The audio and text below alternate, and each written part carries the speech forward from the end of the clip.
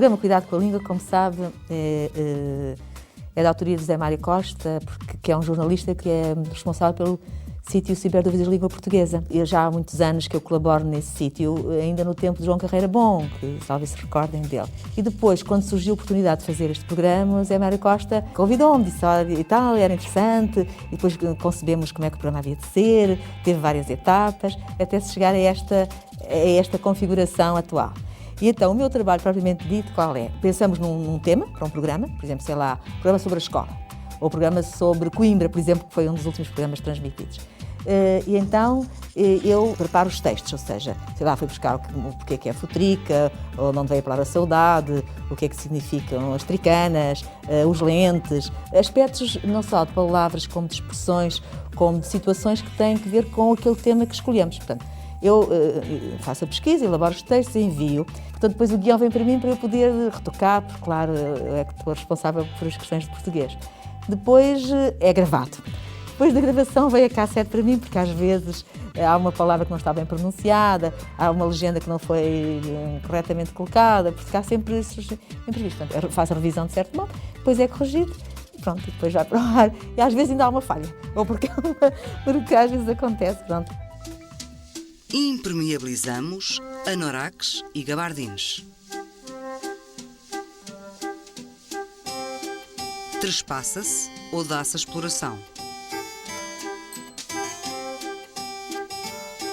Arranjem, mas é esta estrada.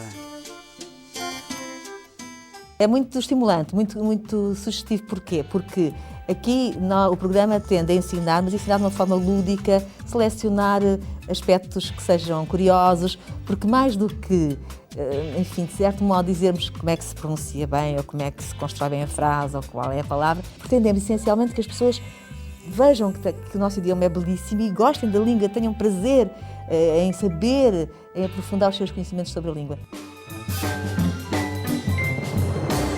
Conhece a expressão amigos de Peniche?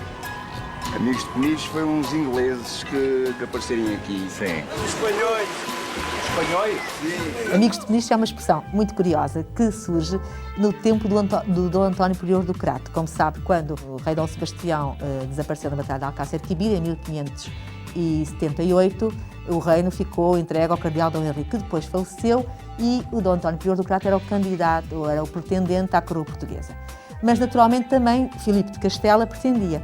E o Dom António Prior do Crato pede ajuda aos ingleses em defesa da sua causa, que desembarcam em Peniche. E então vierem para socorrer, né? O pessoal lá de Peniche. Mas socorreram? Só que os ingleses que desembarcaram em Peniche vieram de Peniche até Lisboa, saqueando, roubando, pilhando, fazendo as maiores atrocidades, também chegaram a Lisboa e foram vencidos. Resultado. Dizer amigos de Peniche é o mesmo que dizer amigos da onça. Amigo de Peniche, amigo da onça, falso amigo, amigo interesseiro, hipócrita, traiçoeiro, interesseiro.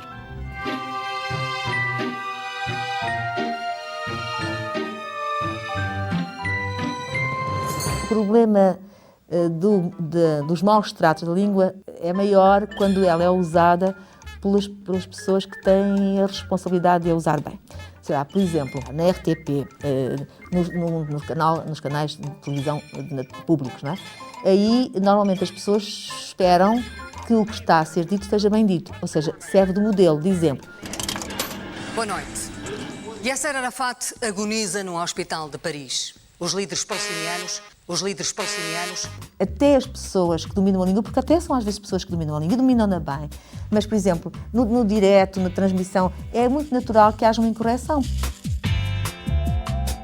O plural de líder deverá ser líderes. Ora, porquê que há de ser líderes? Porque é como, sei lá, cadáveres ou repórteres. Ninguém vai dizer repórteres, é repórteres. Portanto, a situação é a mesma, esse é aberto e, portanto, deverá manter-se aberto. No século XVI, já Luís Vaz de Camões usava a palavra história. A palavra história com H e a palavra história com E coexistiram na Idade Média.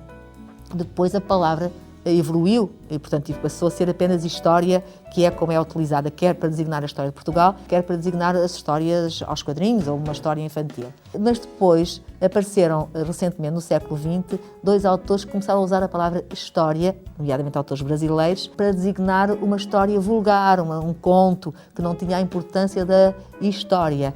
E no Brasil, efetivamente, acabou por se fazer essa diferenciação. Brasil, Portugal. Zagueiro, defesa. Goleiro, guarda-redes. Usina, fábrica. Bilheteria, bilheteira. Bonde, elétrico. Camisinha, preservativo. Descarga, autocolismo. Fila, bicha. Este título tem dois significados. O cuidado no sentido de que é preciso ter atenção para não pronunciar, para não escrever mal, para não usar mal a língua, mas tem outra vertente, que é ter cuidado como se a língua fosse algo precioso, que é preciso acarinhar, e é nessa perspectiva do cuidado, do desvelo, do carinho que se deve ter pela língua, porque realmente a língua é um património nacional, e mais do que nacional, é nosso e é, como sabe, dos outros 7 países de língua oficial portuguesa, mas também é um património de cada um de nós. Cada um de nós é como é, também porque domina a língua de uma determinada forma.